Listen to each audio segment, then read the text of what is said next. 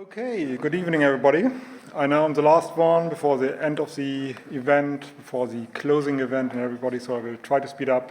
It's a lightning talk, so it shouldn't be that long anyway. So what I want to talk about today is matter over threat, or taking full control of your own gadgets in your IoT space for things you want to develop. So we had embedded recipes, so obviously we need to start with a recipe here, right? So what I did here was like putting together things I had lying around for a while. So for example, I undusted my old Raspberry Pi 4.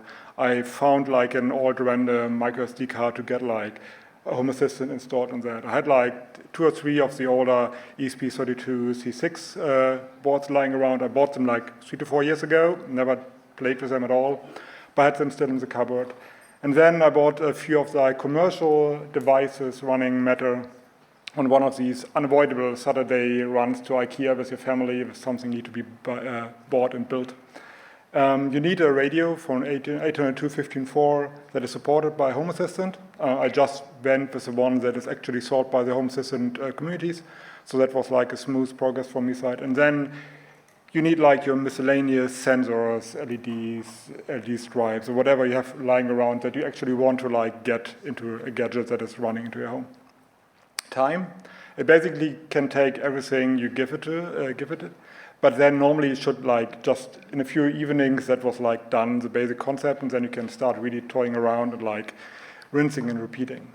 So talking about that, so what are the steps? So what I did, get Home Assistants installed, obviously, get the radio connected, make sure that you're running in thread mode and not in Zigbee mode for that one.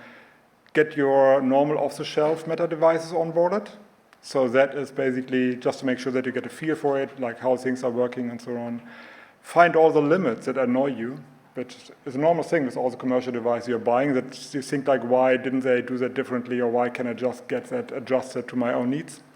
Start with toying around, flashing the ESP SDK, and then the fun really starts. They can just grab all your random stuff that you want to get connected, put it to the hardware, and then basically try things out, put it in your home, and basically rinse and repeat.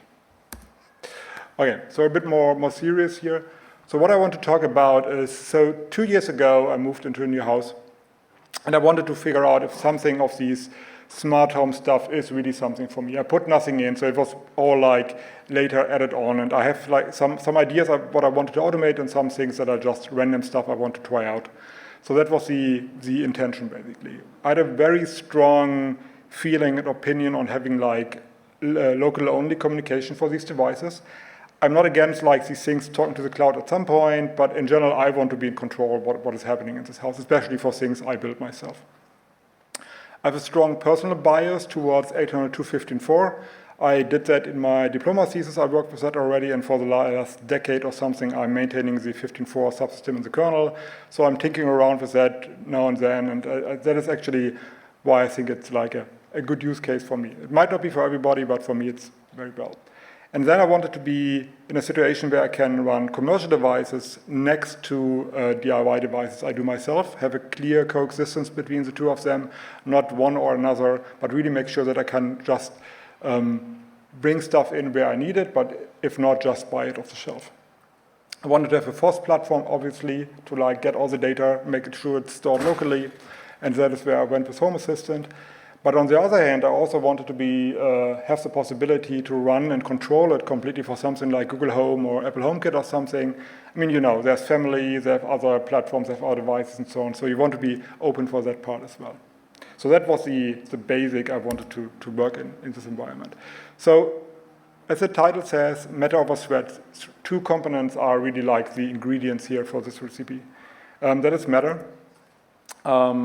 It's governed by the CSA, the Connectivity Standards Alliance. It was formerly the Zigbee Alliance, so that's where a lot of like their expertise comes from. The idea basically is to have like an application layer protocol based on IP version 6. And one of the options for the communication is Thread, which is for their low power consumption devices. They also run over Wi-Fi, obviously, and then they run also Ethernet and stuff. The local-only communication is built in by default. So that is like the default option for any Meta communication going on, direct device-to-device communication in the local network or something. You can always go to the cloud if you're a vendor and you want to like enhance that and like bring it back into your backends and so on. But in general, the protocol itself is really focused on local communication, which was very much in line with what I wanted to do. They started in 2022 with version 1.0. I think they're at 1.5 now. Initially, it was like quite a bumpy start, I would say, not like devices being described and so on, but that got better over time. Interesting part here is that this was like an agreement with a lot of like big players coming in. So if you think about like Google, then Apple, Amazon, Philips, and all big players in the space come together and want to do something to actually have like a baseline for their own platforms. That was really interesting to watch, that they actually could agree on something and like roll it out onto their own platforms.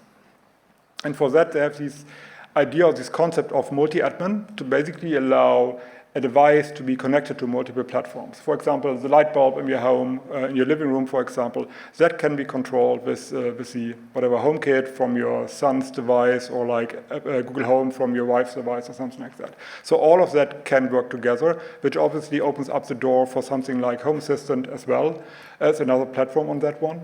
And it also opens up the space for smaller players, be it enthusiasts, be it like do-it-yourself, or even smaller companies that can do this kind of devices and then be able to like control them from the bigger ecosystems. You don't need to go through the whole process of like certify for Alexa, certify for HomeKit, certify for whatever, but you can just go with that one and you're set on that level.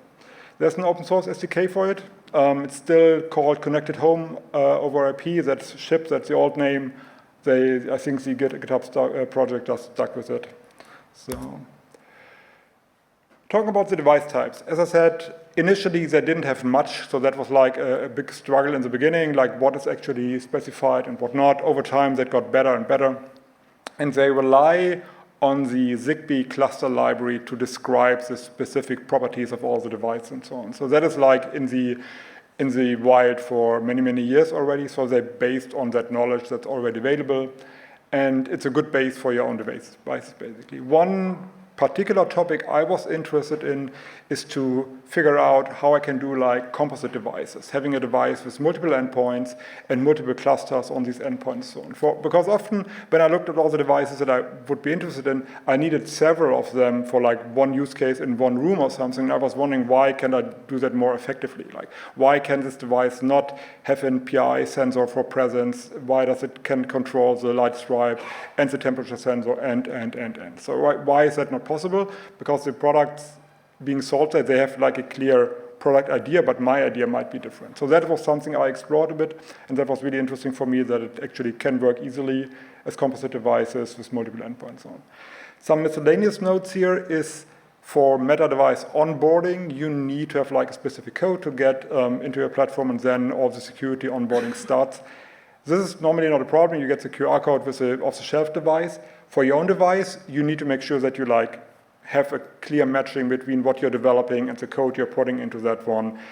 For one or two devices you're playing around with, not a problem, but if you go to like 10 or 20, you need to have some kind of map for yourself. That could be QR codes, it could be like just a setup pin. It could also be NFC if you're fancy. So that could be something you do there. And one thing that I struggled a little bit with was, how would I go with functionality that is not specified yet, something I want to do the device to do additionally on top. There's not a good way to do that in Meta. You can always fall back to go with other mechanisms over the normal IP version 6 network. You can just run MQTT or something over that one. It's not really like a streamlined experience at that point, but if you want to have like out-of-band control or out-of-band situations with this device, you can do that.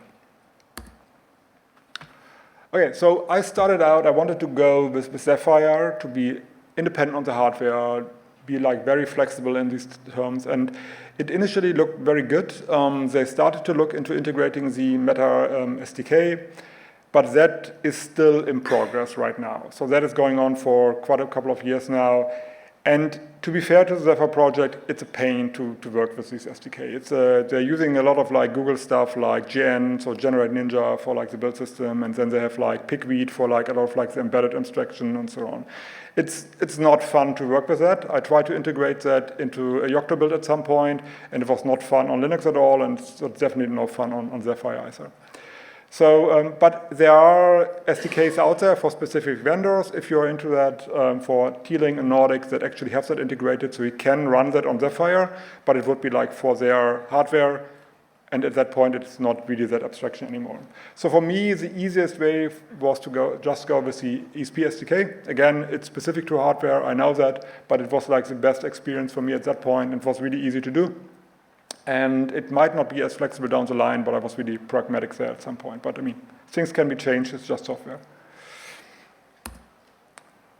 So that was the meta part. What about the thread part? Why I'm so obsessed with that?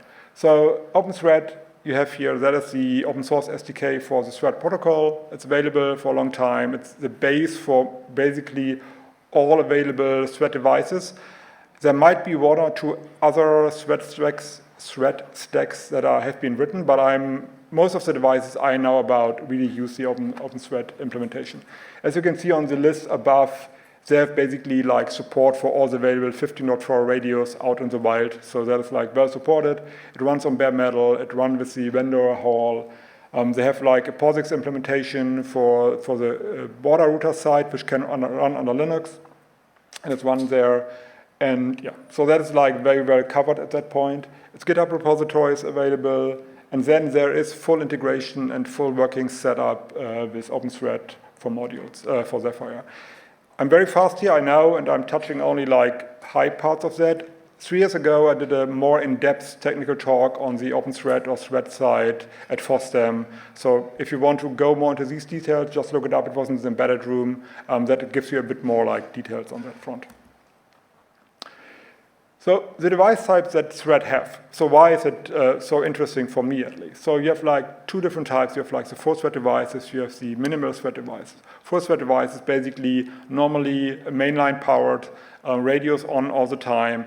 It can like has enough memory to store some packets for some of its children and so on. And just it's more like a more capable device altogether. That is basically what forms part of the router in the network, being able to like have different children, routing packets between them, storing them for them, and so on, making sure everything runs smoothly. If it's more powered then and has an additional external interface for something like Wi-Fi, Ethernet, then it often can as a border router to go to the other networks to like really do an interconnect to other things. And then where it becomes really interesting is the minimal thread devices. These are the devices that like have the bare minimum of RAM or storage available. They are normally like these tiny things that run on a coin cell battery, hopefully for like a couple of years, like a temperature sensor in your attic or something like that. This one really only wakes up periodically, makes sure, oh, is there something for me to talk about, and then fetches the data from the parent, from the router, process that, act on it, and then goes to sleep again. So it tries to be at sleep at all time, if possible.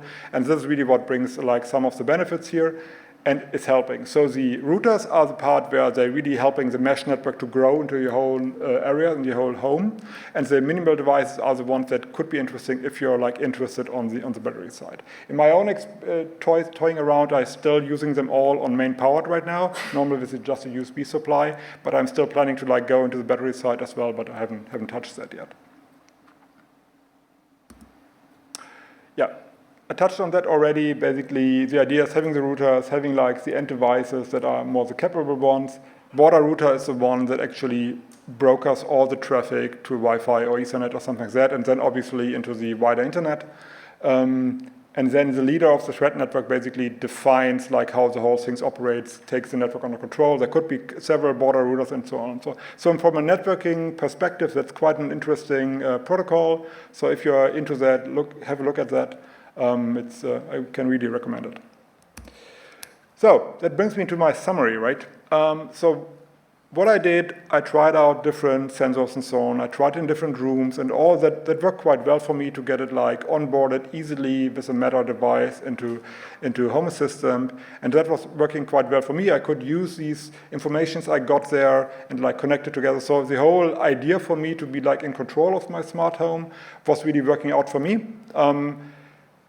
I spent more time on it than I hoped for, but I mean, there was also a learning exercise and so on, and that's just part of the joy, right? So I was able to have like these combination of different devices, composite devices I was setting out for. The setup for the main components is really cheap and easy. I think the ESP32 is like, whatever, $7 or something like that. So that is like an easy base, and that already has like your USB connected and so on. The mesh is quite interesting, so it helps me to extend into the garden, it helps me to extend into the attic and wherever you want to go. And it also helps you to offload all these IoT devices from your Wi-Fi, which is a nice benefit you have, because while it still runs on 2.4 gigahertz, it is not really interfering with all the Wi-Fi stuff you're having. Maybe if you like really have it close to each other and so on, but it helps, it really gives you like freedom on the Wi-Fi networks to not be crowded with like 30, 40 more IoT devices just for the sake of it. My data stays at home, it goes into Home System, it stays there.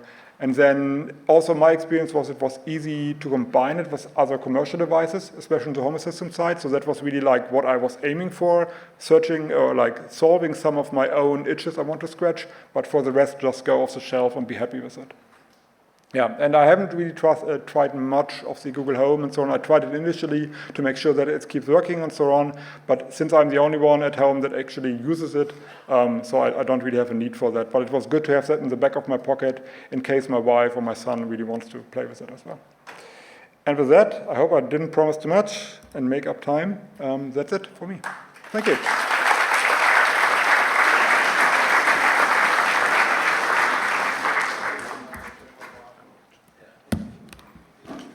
We can do one question if you want while we set up for the closing game.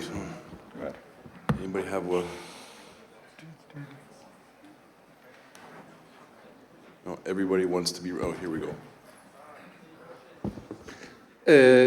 Matter have this notion of certification, so you need to, or you can have device certificates.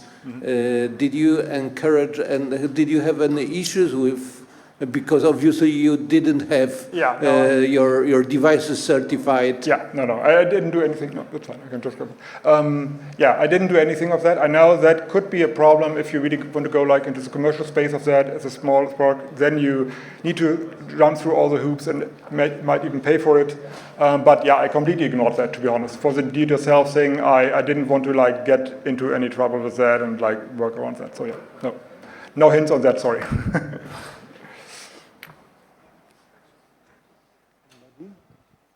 Okay, so thanks everybody. Thanks for the organizers, and see you later.